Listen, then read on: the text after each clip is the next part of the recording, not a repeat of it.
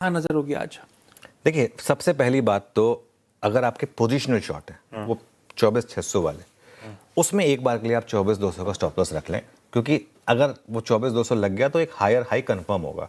In that case देखिए, market में trend reversal ऐसे ही होता है जब कोई तैयार नहीं होता, तो वो स्टॉप लॉस रख लें और इसके बाद देखें कि गैप अप टिक रहा है या नहीं टिक रहा है। ये भी हो सकता है कि आप एक बार के लिए शॉर्ट कवर करके दोबारा शॉर्ट करना चाहें, ठीक है, अगर मार्केट आपको साइन दे कि नहीं वो गैप अप नहीं टिक रहा है, ठीक है, तो वो देखें।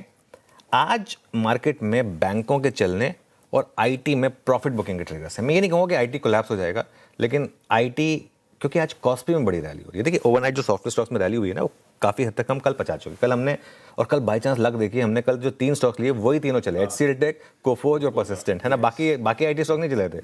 तो आज कॉस्पी में बॉन्ड बड़ी रैली हो रही है, बॉन्ड यील्ड्स नीचे आई हैं। ये सॉर्ट ऑफ एक एल्गो पॉजिटिव है बैंक्स के चलने के लिए और आईटी में प्रॉफिट बुकिंग के लिए। अब मैं ये नहीं कहूँगा कि आईटी कोलैप्स हो जाएगा, क्योंकि स्ट्रेंथ है आईटी में अभी भी, तो लेट्स वेट एंड वॉच, बाकी देखते हैं। लेकिन प्रॉफिट बुकिंग तो आनी चाहिए आज आईटी में। कल जो चले हैं उससे थोड़ी तो प्रॉफिट बुकिंग आनी चाहिए। इसके अलावा आज आप नज़र रखें इन पर्टिकुलर मेटल्स और गोल्ड फाइनेंस शेयर्स पर। आई थिंक आज की बड़ी थीम वापस गोल्ड फाइनेंस से जुड़ी हुई हो सकती है। गोल्ड एनबीएफसी मुझे लग रहा है आज की सबसे मजबूत ट्रेड होगी।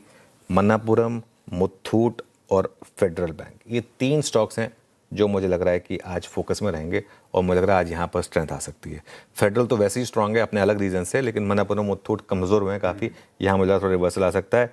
हिंद जिंक में भी तेज़ी है, लेकिन हिंद जिंक के साथ दिक्कत पता है क्या है, क्यों नहीं चल रहा है ये स्टॉक? यहाँ ओएफएस का डर है। हर रैली इसकी इसीलिए फेल होती है क्योंकि एक डर लगा हुआ है। जो 600 से 550 आया है ना, ये सिर्फ इस डर की वजह से आया, वरना हिंदुस्तान जिंक के गिरने का ट्रिगर नहीं था, चलने के ट्रिगर थे। लेकिन एक रिस्क है कि यहाँ पे सरकार की जो बड़ी हिस्सेदारी है, जिस दिन वो ओएफएस आ जाएगा ना, उस दिन यहाँ पे बॉटम बनेगा।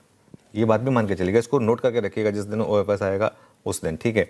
खैर एनीवे, हिंडाल्को, नाल्को, ये मुझे लग रहा है और ऐसे स्टॉक्स हैं जो चल सकते हैं आज, क्योंकि मेटल्स ऊपर आए हैं। एक हिंदुस्तान कॉपर है, दिक्कत क्या है, अगेन उसमें भी वो कॉपर प्राइसेस काफ़ी ऊपर आ रही हैं। हिंदुस्तान कॉपर पर भी नज़र रखें, ठीक है। बस इशू क्या है कि ये कैश का स्टॉक है और थोड़ा सा चल चुका है, पिछले 1 महीने में करीब 15% के करीब ऊपर आ चुका है, ठीक है। लेकिन खैर उस पर भी नज़र रखेंगे।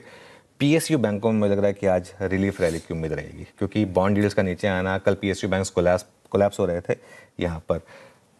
ये थ्योरी है, at the end of the day eventually market का एक्शन सुप्रीम है। अगर मार्केट में आज गैप अप फेल हुआ और अगर बाई चांस आपने कल का लो तोड़ दिया, तो फिर इस मार्केट में फिर वो बड़ी वाली करेक्शन का रिस्क रहेगा। इस चीज़ का ध्यान रखें। इन सारे क्यूज पर, अगली लाइन प्ले करें, इन सारे क्यूज पर कल का लो नहीं टूटना चाहिए। कल के हाई के ऊपर आप सस्टेन करेंगे नहीं करेंगे, पहला टेस्ट वो होगा, और दूसरा टेस्ट होगा कि कल का लो नहीं टूटना चाहिए। ये 2 चीज़ें पैरामाउंट है। बिल्कुल।